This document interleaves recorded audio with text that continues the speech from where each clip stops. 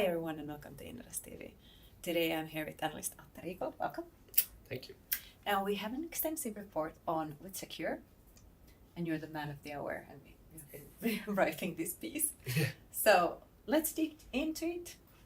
A picture of the company and the situation right now. Let's do it. Yeah.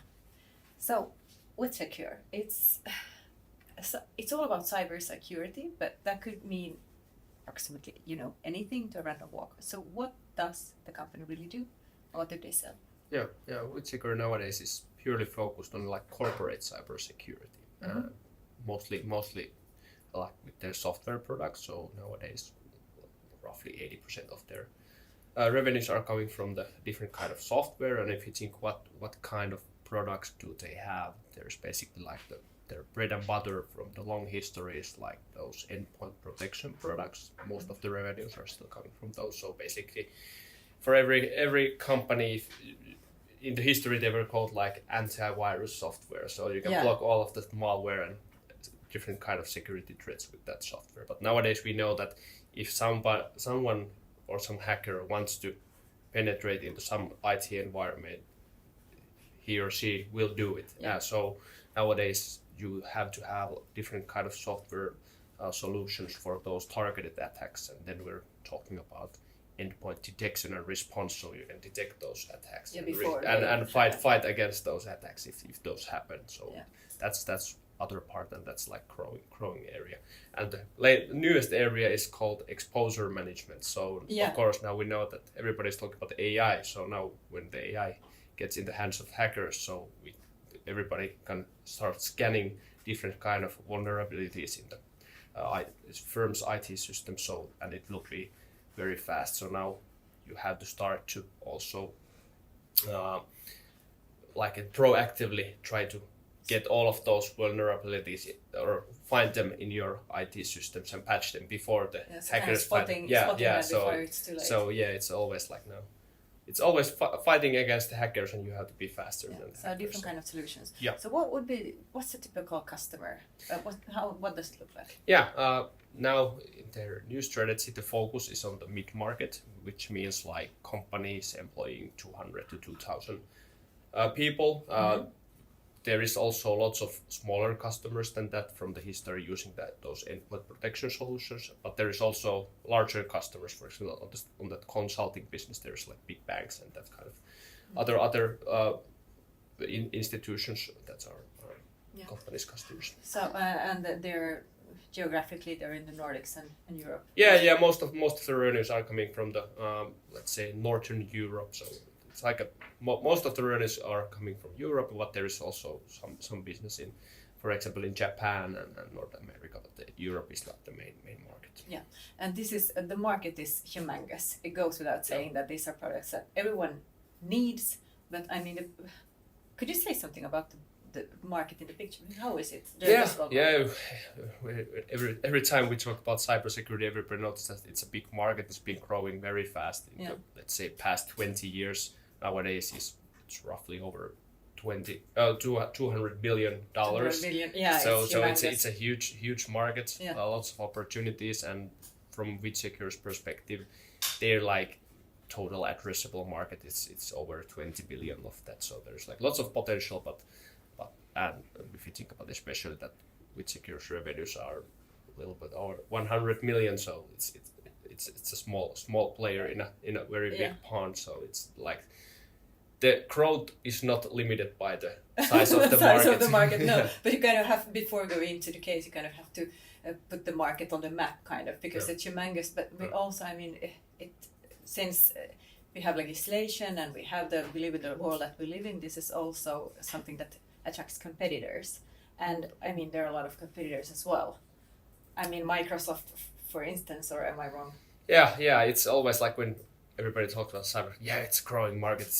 It has to be like a great investment opportunity, but because it's hot market, it has attract lots of competition, and that's like I think the main threat in the overall cybersecurity landscape, that it's so fiercely competitive market. So, and in WithSecure's competitive landscape, like Microsoft has been raising their head in the past couple of years. They have actually pretty competitive solutions in the endpoint protection, and they are also like they can be competitive on the pricing, and they have been taking market share. There's also a couple of like more modern cloud players, for example, CrowdStrike, that has been growing very fast and taking market share from the more incumbent players in the, let's say, last 5 years. And also, if you look at the market growth versus WithSecure's growth, it can be also seen that I believe that for example, Microsoft has been eating some of those WithSecure's clients. Yeah, but they also have the possibility to sell this as an added product with all the other packages they sell. Yeah, basically. Yeah, so that's an advantage. But if you look at WithSecure, do we know anything of what kind of edges it would have against them, and how do you compete against Microsoft? Or what about the technology? Do you know anything about it? Yeah, from technological perspective, basically most of those like cybersecurity vendors, if you look, for example, some kind of Gartner's Magic Quadrant where it's like listed like, let's say, 20-30 different vendors, there is not that big, or it's especially from the customers or buyers perspective, you cannot see that big difference between those technologies. So it's more about your ability to sell those products and give good customer service. And of course, that if you want to get like global scale for the product, you have to have good partners that are selling the product. So it's also about winning the right partners and giving good terms for them that they want to sell your products instead of some other products. So but the technology is on the same level. So what could the other edges be against moats against competitors? Yeah, it's very hard to get like or talk about moats in this space because it's so competitive. But where WithSecure differences from the competitors, it's like an European cybersecurity vendor because most of the companies are coming from North America and especially Europe. There is some customers that want that their cybersecurity issues are handled by a European provider. So that's one competitive edge, basically. Yeah. All the others, it's very very hard to compete in this. Yeah, I can imagine. So now we have established where they are kind of in the big picture. Now let's look at the case. And there has been happening a lot in a very short time. Yeah. It was a divestment from WithSecure in 2 years ago or something. Yeah. It was actually almost basically just like 2 years ago. Exactly. And it was demerger. So before there was a company called F-Secure, then it changed its name to WithSecure, and then nowadays there is also a company called F-Secure, but it's like the consumer security side of the business because before they were together under the same roof. Yeah, and now 2 years, total new business, and then when they went kind of on their own or started from not from scratch, but started their new journey, they were really growth focused, and they had their organization was built for growth as well, and they just had to realize the harsh facts that it didn't go as planned, and there have been a lot of, could you say, spring cleaning almost in the company right now. It was like that after the demerger, and of course the market situation was looking much better at that point, and there was like pretty high and ambitious growth expectations. And after that, we know that the economic situation has been developing pretty badly, and that's also affected the many companies' IT budgets, and that's affected also the cybersecurity projects and other buying of cybersecurity solutions. So that's affected WithSecure's growth. It hasn't been that fast as was planned, and that's why, because the organization was built that it could have been able to support much higher growth, and it was still like making pretty heavy losses on that time. So now, after the market situation cooled off, they had to make pretty tough decisions and make lots of restructuring and building a new strategy. And cost savings. There's been like huge OPEX cost savings, and now actually, if you look at the past couple of quarters, they have been turning the business profitable, like on EBITDA level. So there's been tough things that they haven't been doing, but now it's looking like better. And if you think about the its profitability wise now it's like on a healthy level, and now if they are able to now again accelerate the growth in the coming years, it should start to also be visible in the profits pretty nicely. Yeah. So do you think they are doing the right things when looking at the whole picture?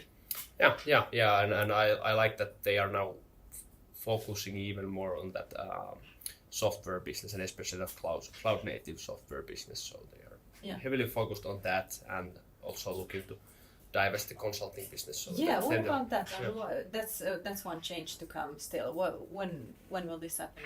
And you seem to think it's a good idea? Yeah, it should actually happen. It can happen pretty soon actually, because I think there have been sometimes they have mentioned that it's before the summer, but I think we're already living the summer, those processes can take time. But I think it's possible that it's going to happen this year. It's basically like 20% of their revenues now, so it's kind of big divestment. Yeah, and you mentioned already that you could see the results from putting some smaller shoes on regarding the organization and slimming it down. We can see that they have been able to improve the gross margins in the software business, and at the same time when you cut your OPEX levels and you still keep on growing, it's been, you can see from their profitability measures that it's improving very nicely. And actually if you looked only like the core business, the software business, it was like profitable first time on Q1 this year. So you can certainly see some results there. Yeah. So, but I still have to. I know I'm dwelling on this. What did go wrong in the with the growth? Was it just because going forward you need to sell this stuff anyway, and they were really into selling. I saw somewhere that 50% of the revenue was being put into sales and marketing, like percentage wise, and they still didn't succeed. So what's different now? Did they put too much into selling and too little into development? Or there is also some other cost items inside that cost line, so it's not only about sales and marketing, but in the big picture the one thing is of course that the market situation got worse than expected. That's affected the growth, but of course you could have done better with your own measures also. And I think one thing is that the merger of the company was like a very big thing, and you had to separate all the systems and build all the admin and IT and research and development. It takes time, and especially on the technology side there has been like huge work going on past 2 years, and of course that has affected somewhat the firm's ability also to grow, I think. But otherwise it's been also a tough market, and like I said before, it's very competitive market, and there is like a very fierce competitors, so it's also affecting some of the growth. But actually in hindsight with the divestment and all the things that going on under the hood, in a short time, so they have been turning it around since it's you have been seeing the visible results. So interesting. But what would you think, what would be the case cracker going forward? You mentioned earlier the exposure, am I ever saying this? Exposure management. I think Microsoft also, if I understood this correctly, Microsoft also introduced some new tools. There's going to be I believe there's going to be lots of competitors in this market. It's like a very, very new just emerging market. And there is always like new trends and new market pockets that are emerging because the technological change is so fast in this market. So there's always going to be new solutions and that kind of stuff. But it's not like I don't believe it's like a game changer, but it's like one new piece of software in the whole Elements portfolio that is gonna be one part of the future growth, but it's not like a game changer. It's more about, I think, that the market situation improves, and now the company is more focused, and if they are able to execute with their sales plans, there is like a very good opportunity to accelerate the growth. Actually, something about the business model there also, it switched to SaaS model. In this other involvement as well, so affecting the cash flow in a positive direction. It's been like a pretty long transition from in the history there was pretty many customers on the on-premise software. Now it's nowadays actually most of the software is coming from the cloud-based products. So that transition is going, or has been going pretty nicely, and now the whole focus is on the cloud-native products, basically. Yeah. So interesting, and now kind of on the right track. We've seen better ways in the profitability, but what about the valuation? I'm reading your own words because this was kind of interesting. Beneath the surface, however, the current valuation seems low relative to the progress on the ongoing turnaround in the core business. Yeah.